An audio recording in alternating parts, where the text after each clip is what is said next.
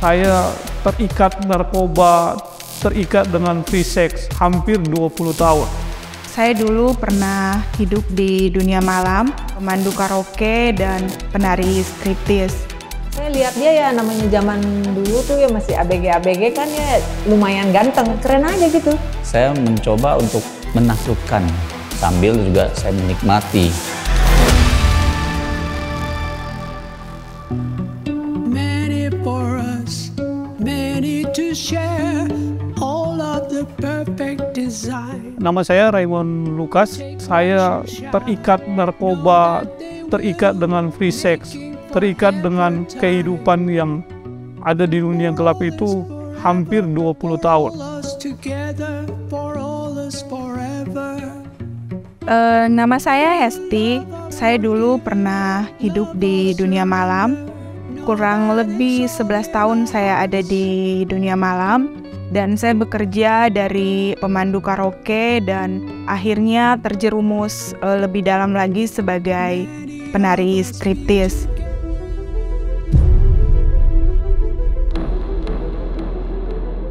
Saya hidup dengan banyak perempuan ya, bisa dikatakan kumpul kebo, dan itu di usia 15 tahun. Pada saat itu memang saya orang yang merasa tidak nyaman di dalam rumah karena saya tidak mendapat satu didikan yang benar dari orang tua saya. Saya tidak melihat ada satu gambar diri seorang ayah. Papa saya itu, dia itu seorang pemakai narkoba dan bahkan dia itu sering mabuk ya. Kalau dia kumpul sama teman-temannya, dia pulang ke rumah ya, akhirnya dia berantem dengan mama saya, dan kami waktu itu masih kecil melihat keadaan seperti itu merasa tidak nyaman. Kami merasa ketakutan. Kasih sayang itu kasih sayang yang saya dapatkan lewat pacaran ya, lewat narkoba, minuman keras, dengan teman-teman nongkrong, dan akhirnya saya salah jalan.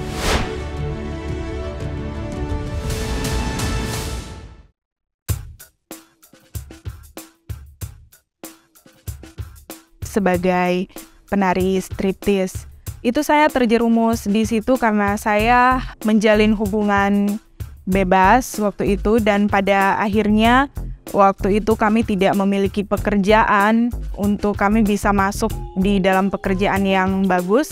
Dan waktu saya kerja malam, saya sudah mengenal Raymond yang menjadi suami saya sekarang. Kami memang sudah lama kenal. Ada di satu titik ya, bagaimana dalam perjalanan kehidupan saya di dunia gelap. Pada saat itu saya juga sudah menjadi pecandu narkoba dan ada di lingkaran bagaimana di dunia malam ya. Saya punya kenalan yang anak-anak benar-benar mereka hidup di diskotik, mereka hidup di kafe-kafe, mereka hidup di jalanan ya. Saya ada dengan orang-orang seperti ini dan saya ada di dalam lingkaran yang gelap, dan ada satu saat saya mengalami perjumpaan pribadi dengan Tuhan Yesus, dan perjumpaan pribadi itu terjadi di diskotik. Jadi pada saat itu saya melihat orang-orang yang ada di dalam diskotik itu mereka sudah bertandu semua, mata mereka sudah seperti mata kucing. Jadi saya dalam pengaruh narkoba, dan pada saat itu saya mengambil keputusan untuk kembali ke kosan, dan bertepatan di daerah Batam sana ada hamba Tuhan yang melayani anak-anak malam. Dan pada malam itu saya langsung beranjak pergi ke rumah pendeta itu, ke hamba Tuhan itu, dan saya didoakan. Ketika didoakan saya mengalami ya Tuhan, saya dijamah, saya dilawat oleh Tuhan. Saya menangis pada saat itu sebagai kita yang hidup di dunia malam yang selalu mengandalkan kita ini laki-laki, kita ini kuat. Pada saat itu saya hanya bisa menyerah kepada Tuhan dan saya minta ampun kepada Tuhan Yesus. Tuhan Yesus, ampuni dosa-dosa saya, ampuni apa yang saya perbuat. Dan di situ saya benar-benar merasakan ternyata ketika kita ada di dalam hadirat Tuhan, damai sejahtera itu mengalir dalam hidup kita.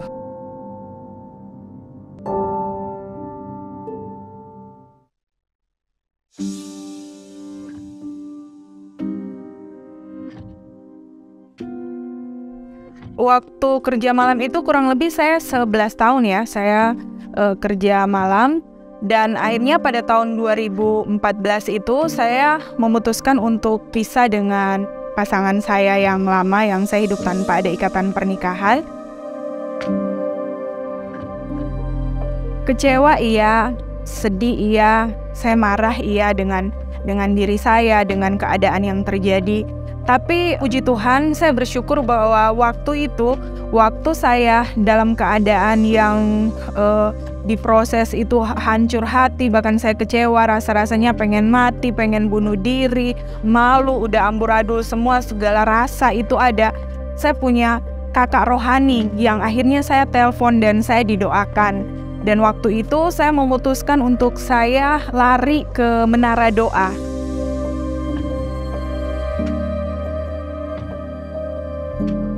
Waktu saya ke Menara Doa itu kan memang keadaannya tuh lagi galau, lagi benar-benar hancur ya.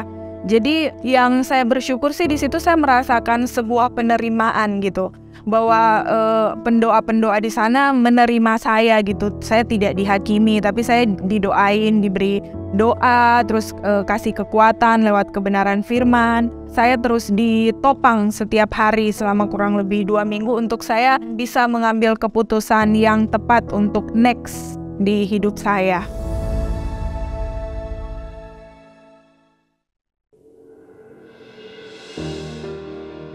Kami bersyukur ya bagaimana Tuhan Yesus memulihkan kami ketika kehidupan kami yang lama yang benar-benar buruk ya. Mulai dari pergaulan dengan cara hidup yang tidak baik ya, dalam narkoba, tapi Tuhan pulihkan kami, Tuhan persatukan kami di dalam satu komitmen, dan puji Tuhan kami bisa jadi berkat ya. Kalau bagi aku sih nggak pernah kebayang ya, maksudnya dulu pernah kenal, sama-sama ada di kerja malam, dunia malam, walaupun tidak dekat, tapi maksudnya saya pernah tahu dia juga tahu saya, jadi kami sama-sama kenal, terus tiba-tiba akhirnya Tuhan pertemukan ada di dalam pelayanan yang sama, terus akhirnya masuk di dalam pernikahan. Itu semua tidak pernah terpikirkan gitu. Tapi itulah ya yang membuat aku tuh amazed banget sama Tuhan. Tuhan tuh keren banget gitu merancangkan segala sesuatu tuh di hidup kami berdua tuh luar biasa gitu. Bahkan ya itu, kami yang dulunya tidak berharga, yang tidak punya pengharapan, hari ini Tuhan membuktikan gitu bahwa kami benar-benar Tuhan bawa benar-benar mengalami anugerah yang luar biasa gitu. Hari ini saya mau bilang, kami adalah bukti nyata anugerah Tuhan bahwa kami bisa gitu untuk hari ini kami ada, kami melayani sama-sama, bahkan kami bisa menjadi berkat. Itu karena anugerah Tuhan. Dan saya percaya waktu kita mau memberi diri kita sama Tuhan dan mau berjalan sama Tuhan, mau hidup taat, mau benar-benar hidup di dalam kebenaran Tuhan, ada anugerah Tuhan yang akan memampukan kita untuk kita bisa melewati proses dan mengalami kemenangan bersama dengan Tuhan.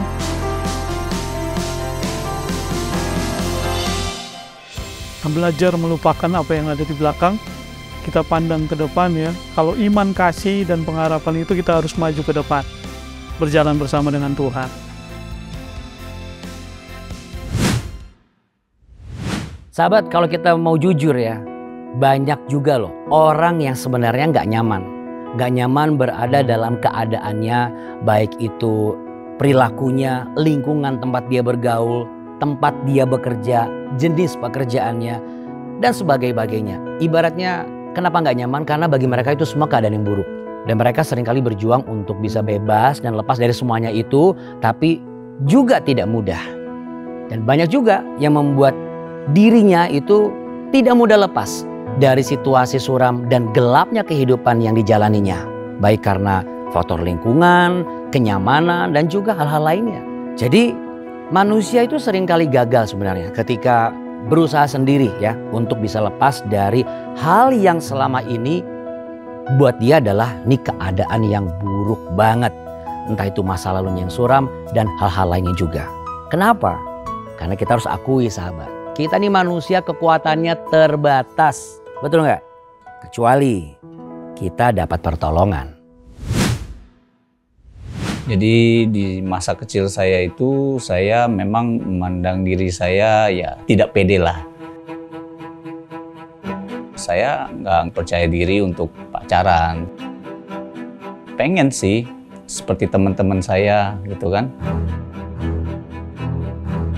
Jadi awalnya saya sempat melihat ada koleksi kartu-kartu yang berbau pornografi lah di tempat yang disembunyikan, tepatnya di lemari kakak saya ya.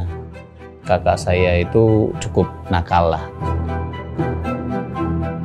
Setelah saya melihat dan mengkonsumsi kartu-kartu yang berbau pornografi itu ya, saya merasa wah, jadi pengen tahu yang sebenarnya seperti apa.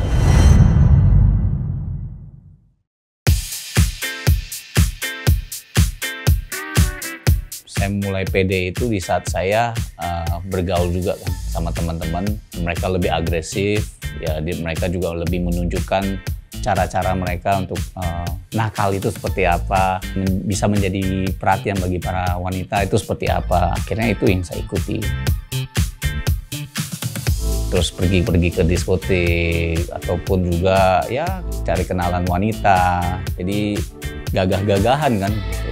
Mereka bisa, kenapa saya enggak gitu loh. Pada awalnya perkenalan saya dengan pacar saya dulu, yang saya lihat waktu itu bagi saya dia wanita yang menarik ya, dan jujur kata cukup penasaran untuk bisa mendapatkan dia.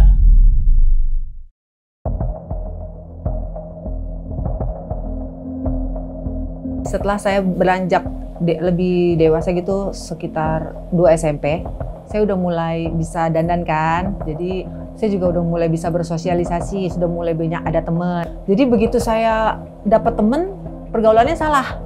Jadi teman saya itu nakal, otomatis saya ikut nakal. Saya lihat dia ya, namanya zaman dulu tuh ya masih ABG kan ya, lumayan ganteng. Anak motor, gaulnya keren aja gitu.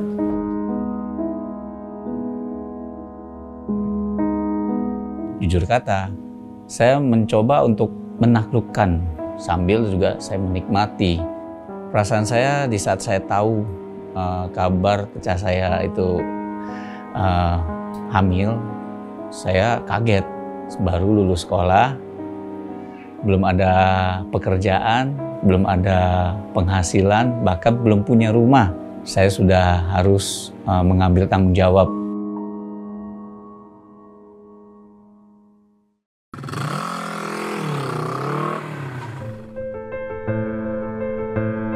Saya juga memang mencari cara untuk coba menggugurkannya, karena saya sadar betul bahwa istri saya juga pasti kan belum siap. Karena saat itu saya masih sekolah, jadi pastinya saya ya nggak siap. Saya lebih ke malu nih nanti sama gimana kata orang. Sampai akhirnya mau nggak mau saya relakan motor saya digadai awalnya, tapi akhirnya ya terjual juga karena nggak sanggup untuk menembus.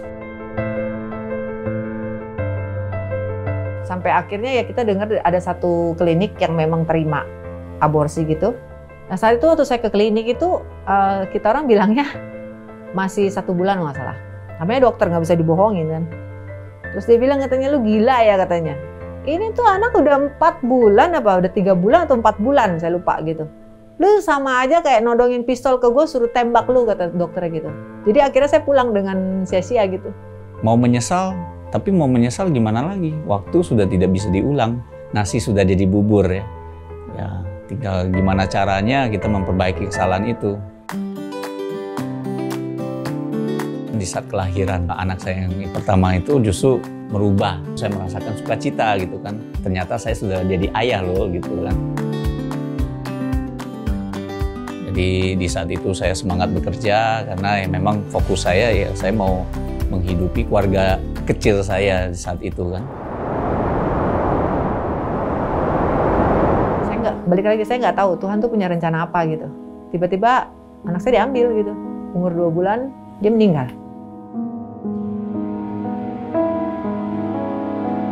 Yang saya rasakan itu benar-benar hal yang sangat menyedihkan. Dan saya merasa sangat kecewa. Kecewanya kenapa? Saya sudah harus menanggung pernikahan dini ini dan menjadi seorang ayah yang sangat muda, tapi kenapa anak saya dipanggil?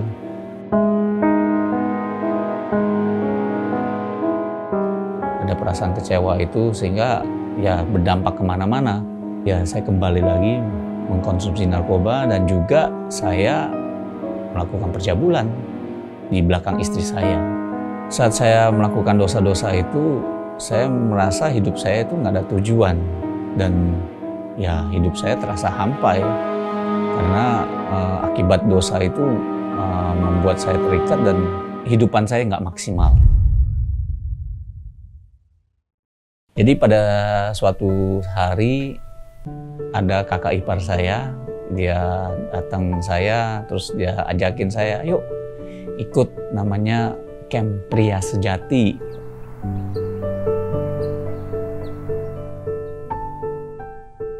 Dalam hati saya berkecamuk. Jadi waktu itu saya coba, wah boleh juga nih, ya, boleh deh saya ikut. Di men's camp itu saya mendapatkan bahwa Tuhan menghendaki seorang pria itu berdoa, mengangkat tangannya yang kudus, menengadah ke langit dan Tuhan mencurahkan berkat-Nya. Saya menyadari bahwa selama ini saya dengan tangan yang sama, saya justru melakukan dosa. Sehingga saya merasa, wah kehidupan saya begitu terpuruk sekali. Dan saya tidak menjadi teladan atau contoh sebagai ayah yang baik bagi anak-anak saya. Itu. Di saat saya selesai ikut camp itu, Tuhan mengingatkan saya bahwa keterbukaan adalah awal dari pemulihan. Jadi di saat itu saya mau mempraktekkan itu, walaupun mungkin tantangannya akan sangat berat. Tapi memang Tuhan menyediakan waktu yang sangat tepat. Di waktu yang tepat itu saya mengakui. Saya merasa hancur hati, benar-benar saya nangis sama Tuhan. Ya udah, saya terima lagi. Saya maafin lagi. Kalau dengan kekuatan saya sendiri, saya pasti nggak bisa. Semua karena Tuhan, benar-benar karena Tuhan. Dan kita dipulihkan lagi. Puji Tuhan, di saat keluarga saya dipulihkan, saya memandang bahwa keluarga saya diberkati. Dan saya merasa ada surga di dalam rumah. Saya memandang dosa seksual ini sebuah dosa yang sangat berbahaya. Itu justru membuka celah bagi anak-anak muda itu untuk menghancurkan masa depan mereka. Ya puji Tuhan, karena adanya kebaikan Tuhan, kita dipulihkan. Pesan saya untuk anak-anak muda yang saat ini mungkin jatuh dalam dosa ini, cepat lari. Karena harus bayar mahal untuk menanggung dosa ini.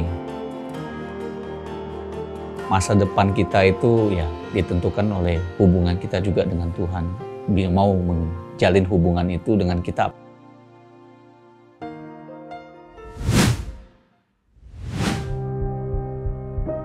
Nama saya Yerlino Waruwo. Waktu itu saya mau bunuh diri di rel kereta api. Karena udah putus harapan, masa depan udah hancur, melihat ke belakang juga udah hancur, jadi nggak ada alasan untuk hidup. Saya tumbuh dengan amarah. Saya orangnya pemarah karena saya mengikuti papa saya. Karena apa perlakuan papa saya ke saya juga memperlakukan pacar saya seperti itu. Jadi berjalannya waktu pacar saya nggak kuat. Marahnya itu parah sih, kayak maki, apa aja yang ada lempar-lempar gitu. Kayak misalnya ada pisau ya lempar pisau. Nggak ada kesalahan apa aja sekali kayak kumat gitu aja. Papa aku tuh suka mukul, suka ngomong kasar, suka maki-maki segala macam. Jadi ya pendam sendiri amarah itu jadi aku lampiaskan ke orang lain. Ternyata juga pacar aku memiliki latar belakang orang tua yang sama. Jadi ya ketemu sama orang yang udah sama-sama hancur ya hubungannya juga hancur. Setelah putus dari pacar, saya tuh menjadi orang yang hancur, sebenarnya udah nggak punya harapan untuk hidup, merasa diri tuh udah nggak berguna lagi, kayak ibaratnya sampah itu kayaknya lebih berharga daripada pacar juga udah nggak punya gitu loh, maksudnya udah menghancurkan masa depan ibaratnya, jadi ya nggak ada alasan lagi untuk hidup. Waktu itu saya mau bunuh diri di rel kereta api. Waktu saya mau bunuh diri di rel kereta api, sekitar 50 meter lagi, kayak dalam hati itu ada suara. Katanya, kamu di dunia ini dari kecil udah menderita, masa mati menderita lagi. Setelah dengar suara itu, saya nggak jadi bunuh diri, saya pulang ke kosan saya langsung tidur. Seminggu kemudian ke YouTube tuh nongol tuh solusi. Awalnya cuma iseng doang sih nontonnya, cuma kayak tertarik aja gitu ada solusi cewek yang aborsi. Aku nonton tertarik gitu, kayak ada tertulis di situ kayak siapa sih yang mau didoain, kalau mau didoain ini nomor teleponnya itu saya ambil, saya WA. Habis itu solusinya hubungi saya, sekitar berapa hari kemudian hubungi saya jelasin ya saya udah hancur, saya udah terlanjur hancur sama pacar saya, sama orang tua saya juga udah hancur. Waktu itu saya didoain. Dalam proses konseling, konselor menguatkan dia. Ia sangat dikuatkan. Ia mau berdamai dengan dirinya. Dengan menangis kepada Tuhan bahwa satu-satunya teman yang ada bersama dia hanya Tuhan Yesus. Ia pun mau dibimbing dan melepaskan pengampunan kepada papanya. Waktu saya telepon Sahabat 24, mereka meresponinya dengan kasih sih, menerima. Nggak kayak menghakimi gitu, menerima, memberikan solusi, mendoakan. Lebih lega aja sih, kayak lebih nyaman aja, kayak sukacita aja gitu aja, kayak beban itu udah nggak kepikiran lagi. Saya sadar bahwa bukan suatu kebetulan saya lahir dari seorang bapak seperti itu. Tapi mungkin itu adalah kesalahan papa saya, mungkin kelemahan dia. Saya juga punya kelemahan, jadi saya juga harus mengerti. Papa saya melakukan itu pasti karena kelemahan dia. Saya juga melakukan dosa karena saya punya kelemahan. Terus jikalau kamu tidak mengampuni, maka Bapamu di surga juga tidak mengampuni. Setelah saya mengampuni papa saya, hubungan saya dengan keluarga baik, sama mama saya juga baik. Bahkan saya pernah minta maaf beberapa kali sama papa saya. Seiringnya waktu, tuh belajar mulai mengikhlaskan gitu. Dan menjalani hidup sekarang itu bahagia tanpa beban. Karena ada Tuhan. Karena ada Tuhan yang sudah memiliki saya. Sahabat 24, terima kasih udah mau menerima saya dan mau mendengarkan semua pergumulan saya, udah mau mendoakan saya dan menuntun saya juga ke gereja yang sekarang. Malahan segala sesuatu kuanggap rugi karena pengenalan akan Kristus Yesus Tuhanku lebih mulia daripada semuanya. Oleh karena dialah aku telah melepaskan semuanya itu dan menganggapnya sampah supaya aku memperoleh Kristus. Ini adalah salah satu surat Paulus di surat Filipi. Sahabat, dengan iman ya kita bisa melihat masa depan kita. Dan kita bisa ngomong di masa depan kita depan itu bahwa ini pasti akan terjadi. Saya percaya janji Allah akan digenapi. Amin. Karena kan beriman adalah melangkah maju sekalipun misalnya kita belum lihat detailnya seperti apa nih. Tapi kita tahu betul kemenangan sudah menjadi milik kita. Amin. Hanya orang yang beriman yang bisa mengatakan amin. Dan iman itu bisa timbul oleh karena bukan dengar apa kata orang atau dengar dengan masa-masa yang sudah pernah kita lewati. Enggak, tapi dengar akan firman Tuhan. Itu harus kita latih. Kita juga bisa pasif, kita harus aktif juga supaya kita peroleh semuanya itu. Nanti sahabat bisa melihat bagaimana hari demi hari sebagai hari-hari yang baru dan berkat yang baru. Setiap kali bangun pagi, sahabat bisa menjalani hidup berbeda. Gak ada lagi halangan atau terhalang oleh masa lalu. Meskipun ya mungkin masa lalu itu begitu kelam, suram dan gelap. Saya juga pernah kok mengalaminya. Tapi saya tahu betul kebenaran Tuhan itu akan memampukan saya dan juga sahabat. Jadi mulai sekarang ya terus melangkah, terus latihan, baca kitab suci, perbanyak lagi pengetahuan akan firman Tuhan, dan belajar untuk melihat dengan iman. Bekerja dengan sungguh-sungguh, percayalah, masa depanku ini diberkati oleh Tuhan. Lupakan sajalah yang sudah lewat. Karena ini saatnya untuk melihat ke depan dan memulai hidup baru, dan itu mulai dari hari ini. Ya sahabat, saat ini saya juga banyak pesan-pesan dan juga permintaan doa di beranda sosial media Jawaban. Dan saya akan membacakan beberapa dari yang sudah masuk. Tapi saya ingin memberitahu kepada sahabat juga bahwa sahabat bisa langsung menghubungi Sahabat 24. Nomornya ada di situ. Dan sahabat akan langsung dilayani. Karena tim kami sudah siap banget. Nah sekarang Jasmi, saya mau membacakan pesan Anda nih. Saya kehilangan kedua orang tua saya yang waktu 1 bulan bapak duluan dan mama nyusul. Dan sekarang keadaan hancur ditinggalkan orang yang kita sayang. Jasmi, sama-sama kita berdoa ya. Dan juga untuk sahabat semua, boleh sama-sama taruh tangan di dada. Saya mau katakan dalam nama Tuhan Yesus bahwa sesungguhnya Tuhan ingin menunjukkan apa yang engkau pikir hancur sebenarnya tidak. Dan saya berdoa penghiburan Tuhan berikan. Dan ikuti kata-kata saya. Tuhan Yesus, saya memang merasa seakan-akan hancur. Tapi setelah saya tahu kebenaran firman-Mu, saya mau menerima Engkau sebagai pengganti dan seutuhnya yang terutama dalam kehidupan saya. Bahwa apa yang saya rasakan ini, saya anggap sampah. Karena saya bersyukur Engkau tidak pernah meninggalkan saya. Dan saya pun tidak akan pernah meninggalkan Engkau. Dan saya akan buktikan, saya bukanlah anak yang gagal, tetapi anak yang berhasil. Dalam nama Tuhan Yesus. Amin. Amin ya. Dan juga untuk Modest Pasaribu. Amin, amin. Ya, amin. Puji Tuhan. Mohon maaf Pak, saya mau didoakan. Tentu, saya pasti akan doakan supaya saya diberi Tuhan keturunan buat keluarga kecilku sudah 3 tahun pernikahanku. Oke, Ibu Modest Pasaribu. Ya, saya mendapat satu impresi di hati saya bahwa Ibu Modest yang pertama yang pastinya harus jaga kesehatan. Jangan terlalu sering tidur terlalu larut malam. Harus jaga kondisi, jangan terlalu capek kerja. Sediakan waktu sama suami lebih banyak dan juga bersekutu di dalam doa. Mesbah doa dan perkatakan dengan imanmu. Baca Ulangan pasal 28 tentang berkat. Maka biarlah apa yang menjadi kerinduanmu dibukakan. Kita berdoa, Ibu Modest, ya. Tuhan, aku bersama Ibu Modest dan juga sahabat-sahabat lain, para kaum istri yang merindukan untuk menjadi seorang ibu. Ada yang 3 tahun, ada yang 6 tahun, ada yang 10 tahun.